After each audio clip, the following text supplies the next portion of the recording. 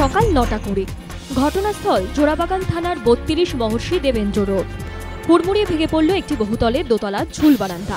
প্রত্যক্ষদর্শীরা জানিয়েছেন, দুর্ঘটনার সময় বারান্দার তলা দিয়ে যাচ্ছিলেন রামানন্দ মাহাতো নামে এক মালবাহক। ঘটনায় গুরুতর আহত হন তিনি। আরজি করে নিয়ে গেলে ওই মালবাহককে মৃত বলে ঘোষণা করেন চিকিৎসকরা। অন্যদিকে দুর্ঘটনার সময় বারান্দায় রান্না করছিলেন বিমলা কেডিয়া নামে এক মহিলা। বারান্দা ভেঙে গুরুতর আহত হন তিনি। তাকে বড়বাজারের একটি হাসপাতালে ভর্তি করা হয়েছে। স্থানীয় বাসিন্দাদের অভিযোগ, বড়বাজারের এই এলাকায় মালবাহী লরি ঢোকার জন্য বাড়িগুলির কাঠামো আলগা হয়ে পড়ছে। পুরসভার ভূমিকা নিয়েও প্রশ্ন তুলেছেন তারা। অন্যদিকে দুর্ঘটনার পরই শুরু হয়েছে রাজনৈতিক চাপানোতর। ওয়ার্ডের বিজেপি কাউন্সিলর মীনাদেবী পুরোহিতের দাবি, তিনি বিভিন্ন সময় এলাকার বিপজ্জনক বাড়িগুলি নিয়ে পুর কর্তৃপক্ষের দৃষ্টি আকর্ষণ করেছেন, কিন্তু কোনো লাভ হয়নি।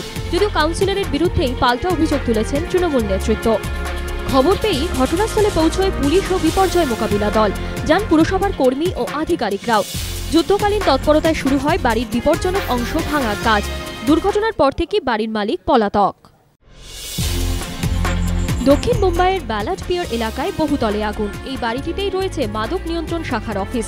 পাশে আয়কর দপ্তরের অফিসও আছে। আজ সকাল 11টা নাগাদ আগুন লাগে ওই বহুতলে। ব্যস্ত অফিস এলাকা হওয়ায় আতঙ্কিত হয়ে পড়েন এলাকার মানুষ।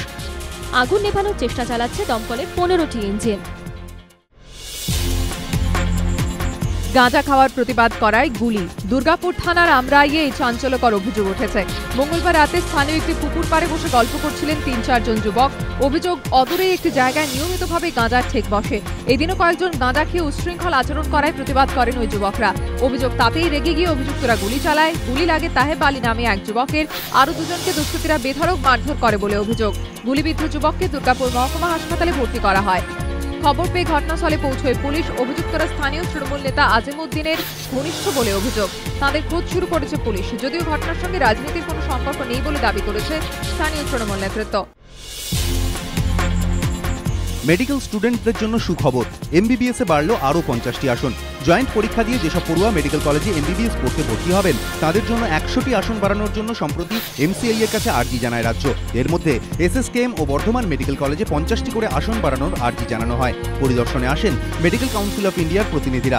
এরপর বর্ধমান মেডিকেল কলেজ হাসপাতালে 50টি আসন বাড়ানো হয়। আর এবার এসএসকেএম হাসপাতালেও এমবিবিএস এ 50টি আসন বাড়ানো হলো। এসএসকেএম এ মেডিকেল পড়ুয়াদের জন্য আগে 100টি আসন ছিল, এবার তা বেড়ে দাঁড়ালো 150। সব মিলিয়ে বর্তমানে রাজ্যে এমবিবিএস এর আসন সংখ্যা বেড়ে দাঁড়ালো 2000।